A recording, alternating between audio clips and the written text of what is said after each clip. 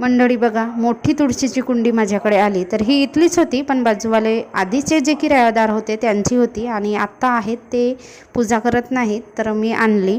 आणि इथे काडचं चित्र बघा, कोणी झाडू लावते आहे, कोणी भांडे घासते आहे, कोणी पोचा लावते आहे. तर आज यांना जायचं आहे गावाला आणि थोडंसं काहीतरी पाहुणचार वगैरे करायचं आहे म्हणून घाईघाई करतो आहे. आणि मुलं कशी मधामधात त्यांचं काहीतरी नवीनच निघतो म्हणून काम लांबत लांबत जातो. च्या डाळीचे वडे, गुलाबजाम आणि शंकरपाळे बनवायचं ठरलं. तर आई इथे वडे बनवते आहे, गुलाबजाम तर बनवून झाले आणि भार्गवीची मम्मी शंकरपाळे बनवते. सकाळचा स्वयंपाक सगळं झालेलं आहे, फक्त पाहुणचार तेवढा बाकी आहे, तो पण सुरू आहे. आणि जेवढं खाणार तेवढं खाणार, बाकी थोडं फार वडिलांसाठी बांधून द्यायचं, कारण वडिलांना, आईवडिलांना आस असते मुलींच्या घरची आणि मुलीचं घर म्हणजे आपल्या आईवडिलांचं माहेरघरच असते. जेवण वगैरे झालं आणि यांची तयारी झाली आणि हे निघाले गावाला जायला. तर रुद्रांशला पण यांच्यासोबत जायचं होतं.